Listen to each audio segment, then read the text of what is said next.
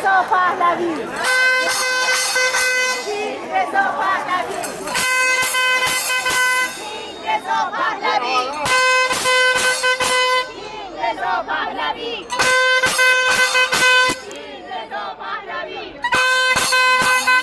کینگ رضا پهلوی، کینگ رضا پهلوی.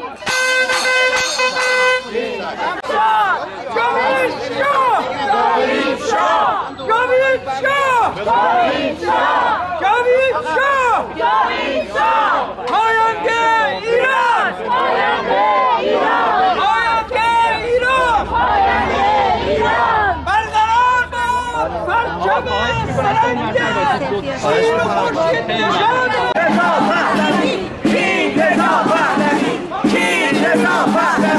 کینگ رضا پهلوی، کینگ رضا پهلوی، کینگ رضا پهلوی، کینگ رضا پهلوی، کینگ رضا پهلوی، کینگ رضا پهلوی، کینگ رضا پهلوی، کینگ رضا پهلوی. بازم بگو شاه رضا پهلوی، شاه رضا پهلوی، شاه رضا پهلوی، شاه رضا پهلوی، شاه رضا پهلوی، شاه رضا پهلوی، شاه رضا پهلوی، شاه رضا پهلوی، شاه رضا پهلوی.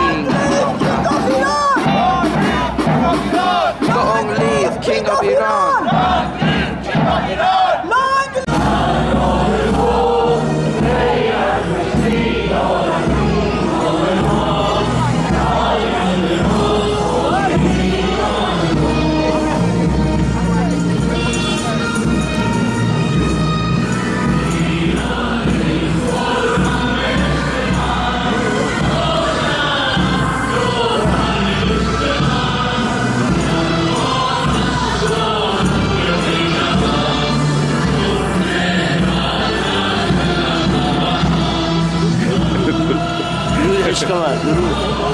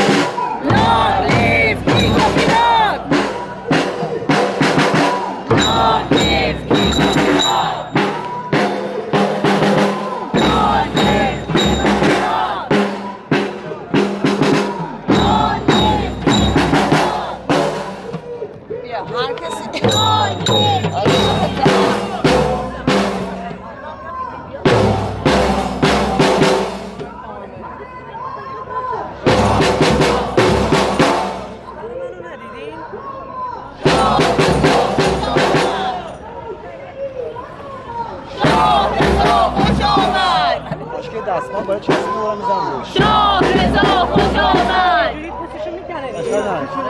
شاه رضا خوش آمد درود بر شما خوب هستی شما شاه رضا خوش آمد شاه شاه شاه شاه شاه شاه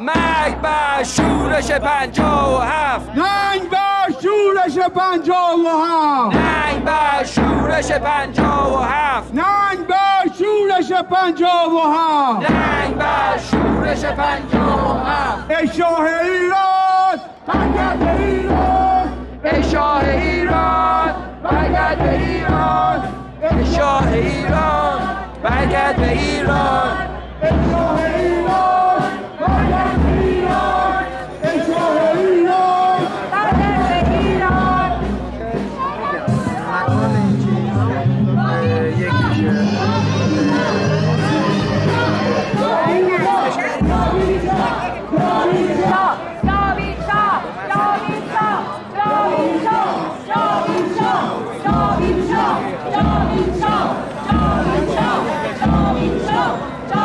ایران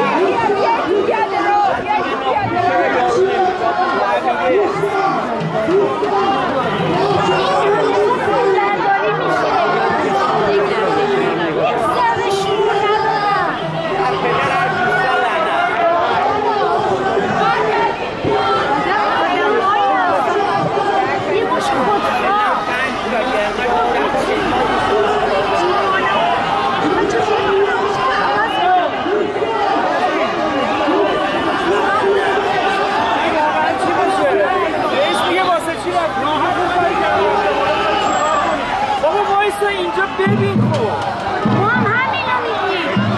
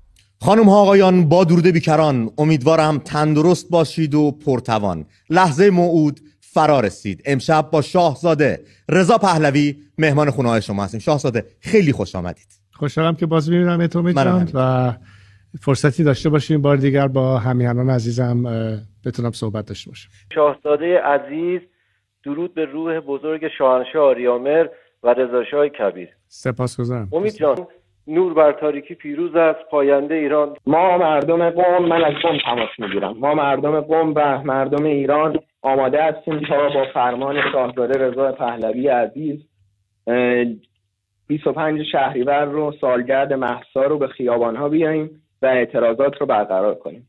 پاینده ایران، جاوید شاه.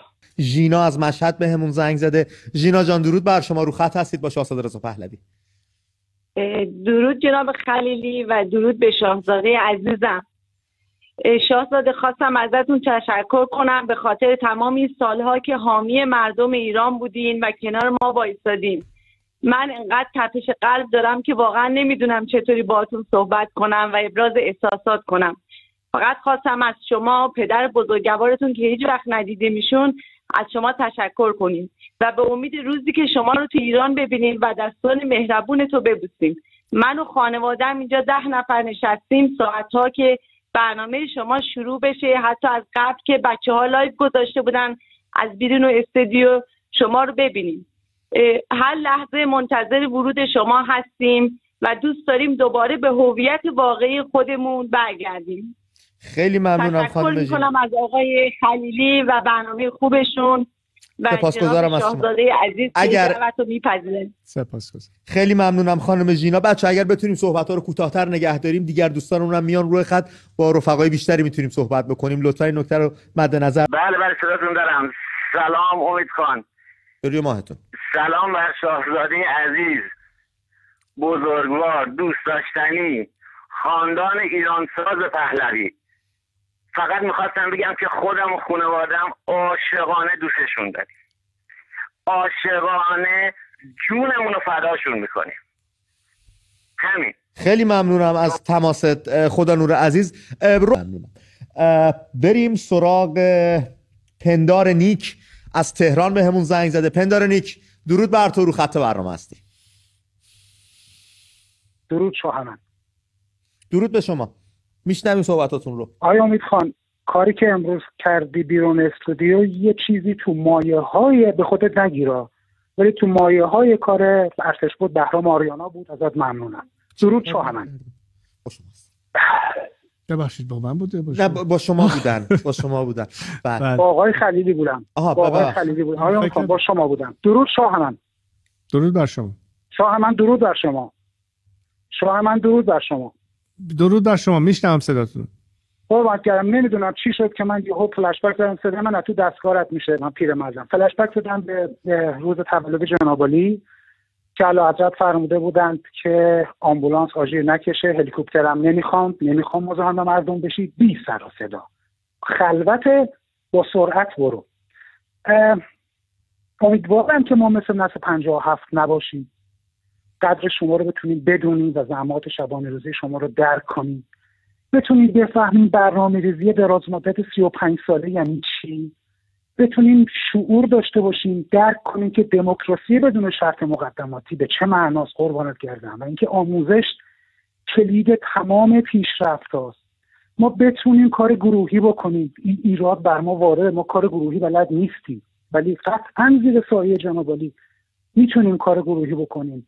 من از جناب عالی، از خاطرات جناب عالی نمیخوام خیلی صحبت بکنم، فقط یک عبارت دو حرفی که جناب عالی میدونید، جوخه پلنگ. عهد کرده بودم که اولین باری که با شما صحبت میکنم این کلمه رو بگم، جوخه پلنگ با آقود نشابور. دیر نمیشم، ولی وقت خیلی تنگه و خیلی خیلی متشکرم که بنده فرصت دادید. خیلی ممنونم. خیلی ممنونم. وقتی که نفس میکشم در خدمتم. قربانت گردم. خیلی ممنونم. شبتون درود بر شما امید جان و درود بر شاهزاده ایران زمین و درود بر ناجی ایران زمین. قطعا این زیباترین لحظه زندگی که دارم با شما صحبت میکنم. من حسین نوری نیکو، یکی از آسیب دیدگان چشمی انقلاب مهسا هستم. میخواستم بگم 25 شهریور سالگرد مهسا نیست، فقط 25 شهریور سالگرد چشم من و امثال من و دیگر جاوید نامان هست. از مردم عزیزمون میخوام یک بار برای همیشه با جمعیت میلیونی بیان خیابون و ایران رو از دست اهریمن نجات بدیم. من آینده ایران رو با شاهزاده روشن میبینم، چرا که شما مثل پدرتون یک وطن پرست و وطن دوست هستید. امیدوارم به زودی دوست آغوش وطن برگردید و کنار هم وطن رو آباد کنیم. خیلی ممنونم ازت. تلویزیون گوش نکنید و تلفنی صحبت کنیم، زودتر به نتیجه میرسیم. سپاسگزارم. آقا امید، من از 1 ساله که برنامه شما رو من و همسرم هر شب دیدیم و واقعا آرزومون اینه که هر چه زودتر شاهزاده برگرده ایران. من از یه شهر مذهبی دارم تماس میگیرم و خودم میدونم که واقعا فکر میکنم اولین بار یا شاید هم دومین باره که از این شهرستان با برنامه شما تماس گرفتیم، ولی من میخوام بگم که خیلی از مردم شهر ما واقعا عاشق شاهزاده هستن و اینکه ما تمام قد پشت ایشون هستیم و امیدوارم که هر چه زودتر این نظام فاسد از بین بره و ما شاهزاده عزیز رو تو ایران ببینیم. جاوید شاه. خیلی ممنونم خانم. چه حافظه‌ای دارید شما شاهزاده، قشنگ یادتون مونده بود از کاش. و اینکه میتونم خواهش کنم از هموطنانم که برای 25 شهریور دست به دست هم بدیم تا به پیروزی برسیم. رمز موفقیتمون اتحاده و مطمئنیم که بهش میرسیم با همیاری شاهزاده عزیز.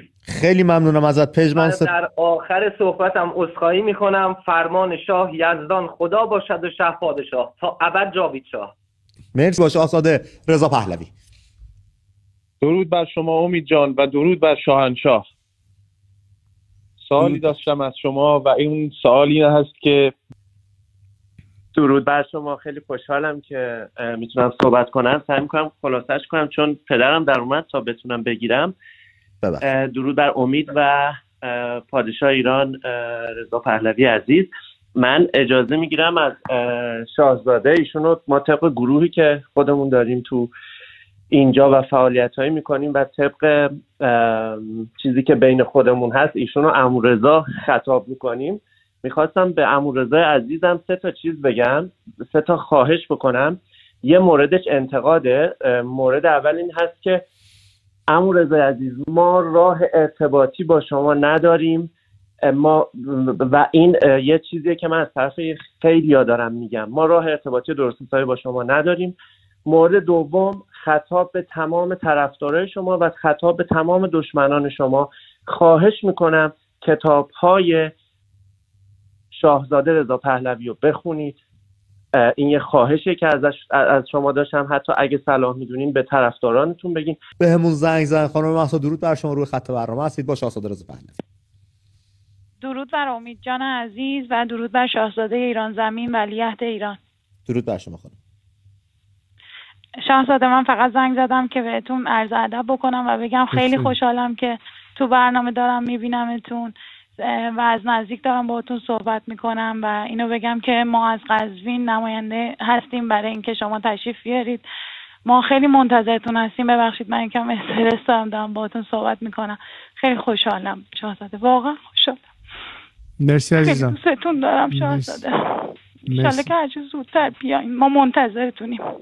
واقعا از راه دور دستبوستون هستیم. مرسی عزیزم. همطور که دوستمون قبلا گفته بود، تو هر شهری، تو هر کوچه‌ای، تو هر منطقه‌ای هر کدوم بتونن بیان و بخش کار خودشون رو انجام بدن، واقعا میتونیم در سطح تعداد بسیار بیشماری در سرتاسر کشور در این روز تاریخی واقعا جمع بشیم و نشون بدیم به خودمون که این توان رو از نظر تعدد و تعداد داریم، تعدادی که به هیچ عنوان رژیم نمیتونه باش مقابله بکنه و هر کدوم از شما در هر جایی که هستید کار خودتون رو انجام بدید و بدونید که یه بارکی متوجه خواهید بود که همه مملکت بلند شده و تا هر شهری تو هر منطقه همطور که گفتم و همت رو تا به حال داشتید ادامه بدید. راه درست رو دارین پیش میرید. همگی دست هم دیگر رو میگیریم برای اینکه نهایتاً چیره بشیم بر دشمن و این انقلاب پیروز بشه. صدای منم شاهزاده میشنوم؟ بله میشنوم، بفرمایید. من فقط میخواستم بگم که یه جمله دوست دارم، ما رو کجاها که نبود، تخت سلیمان میدادی ما رو به بشت نمی آورد. میخوام بگم عاشق تیم، قربون اون نگاه تیم، عزیز دل زودتر بیا، منتظر جمال تیم. قربون اون صدات برم، فدای اون نگات بشم، عاشق اون چشات مایم، فدای اون نگات بشم. خیلی ممنونم از تماستون، از هممیهنان کرد اون بودن که از پیرانشهر با ما تماس گرفتن. در درازای این 11 ماه هم خیلی از اون خطه با ما تماس گرفتن، از گوشه و کنار میهن هم ابراز ارادت داشتن، همینم که دنبال آزادی هستن. شاهزاده قد بیشتر اتحاد مردم رو ببینن، میگن که خب مردم ایران امروز این رو بیان میکنن، خواستشون مشترکه، همشون همون حرف رو میزنن.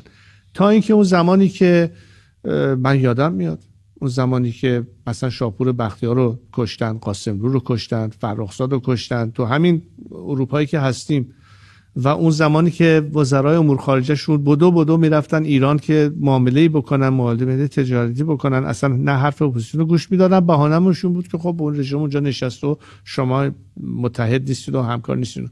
هنوزم که هنوزه بعضی وقتا این بهانه رو میارن، ولی این بهانه رو ازشون بگیرید، چه رژیم از یک سو این اتحاد مردم رو ببینه، چه دنیا از اون سو این یک صدای مردم رو ببینه، اونجاست که دیگه نمیتونن بگن که نه ما آلترناتیوی رو نمیبینیم. درست، این آلترناتیو دیگه نه. آخر سر میخوایم برسیم به این آلترناتیو. سالگرد مهسا دوستان تقویت میکنه روندی که هرچی بیشتر آلترناتیو رو به نظام مشخص میکنه، چه به نظام چه به دنیا. این آخر کار نیست، تازه شروع فاز بعدی است. این سال روز یک چاشنی است برای این یک موشکی است که میخواین بفرستید به مدار. خب اول اون قسمت اولش میرسونش به یه ارتفاعی، بعد بخش دومش میرسونه به ارتفاع بعدی. این همینطور تا زمانی است که بالاخره برسیم به اون مدار، وارد مدار بشیم. خیلی ممنونم شاهزاده. 1 دقیقه پایان برنامه داریم. اگر پیام خاصی برای ملت ایران دارید در آستانه سالگرد خیزش ملی، این 1 دقیقه در خدمت شما، هر چه می‌خواهید. به نظر من این شاید در تمام این سالهایی که این مبارزه بوده و هست، شاید اولین باری است که اهمیت این سال روز چقدر تعیین کننده میتونه باشه. یعنی واقعا تو این 44 سال من از این مهمتر و جدیتر چیزی تا بال باش مواجه نبودم. بنابراین این یک فرصت طلایی است. امیدوارم که استفاده بهینه از این فرصت تمام رزمندگان، مبارزین راه آزادی، چه در داخل چه در خارج، از خودشون نشون بدن و ثابت بکنیم به خودمون که ما باورمند هستیم به آینده بهتر و با عزم و راسخ خودمون و متکی فقط به اراده خودمون هستیم و از این طریق پیروز خواهیم شد بدون شک. خیلی سپاسگزارم از حضور شما شاهزاده. امیدوارم در آینده باز شما رو داشته باشم و با توجه مشکلاتی که دارید، تقویم فشرده‌ای که دارید، قبول زحمت کردید اومدید، برای ما خیلی ارزشمند هستش.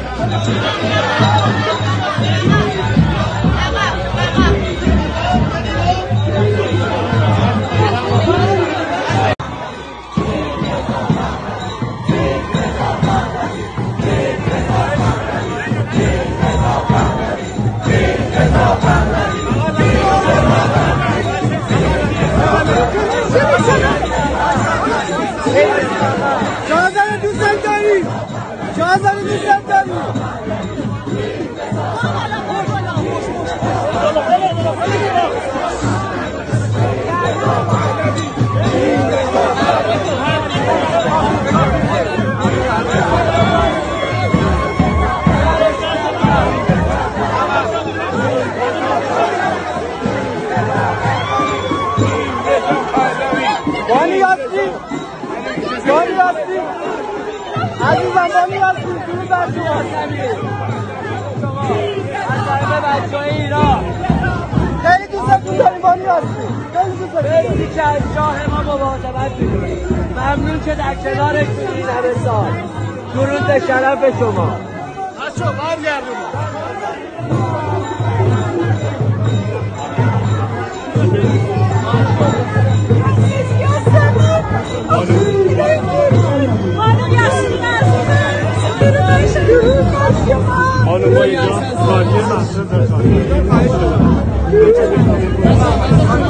دوستان اجازه بدید خلوت کنید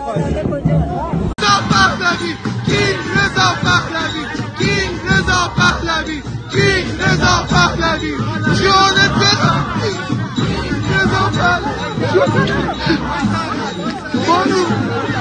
بانو عزیزم من فدای شما بقیه رفتن دنبالش شما من فداتون بشم پهلوی دلش کن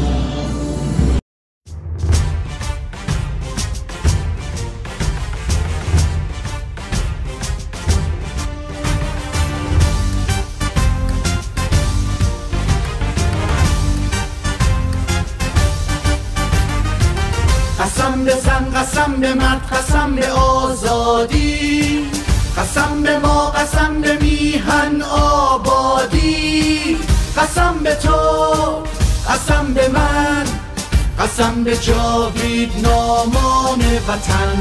قسم میخورم من به رود عرس، وطن را رها سازم از این قفس. وطن مادر پاک نیکان ماست، تمام بهشت جز ایران ما. قسم میخورم من به لوت کبیر، همه جان من بهر این خاک پیر. که نامد درخشد به گیتی چنان، به نیکی برند نام ایرانیان. قسم میخورم من به تفتان ما، سرای دلیران شیران ما. که دور پاشد از ناصر و ریگشان، شرافت همه کیش و آیینشان. قسم میخورم من به کارونمان، قسم به گودار و مارونمان. که فردای میهن گلستان شود، وطن خالی از شر دیوان شود. قسم به زن، قسم به مرد، قسم به آزادی، قسم به ما، قسم به میهن آبادی، قسم به تو، قسم به من، قسم به جاوید نامان وطن.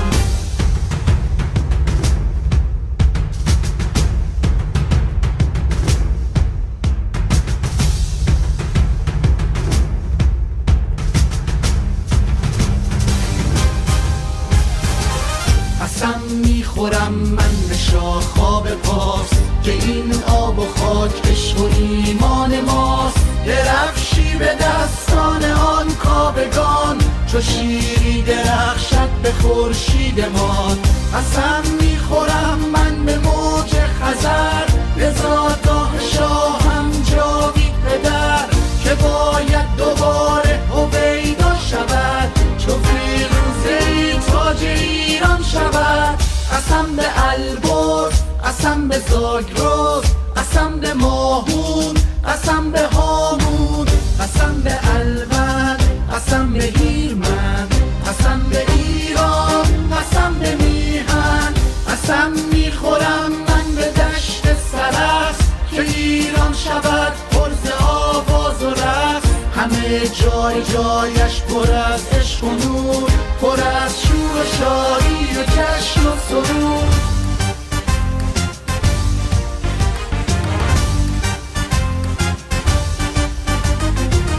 قسم به زن، قسم به مرد، قسم به آزادی، قسم به ما، قسم به میهن آبادی، قسم به تو، قسم به من، قسم به جاوید نامان وطن.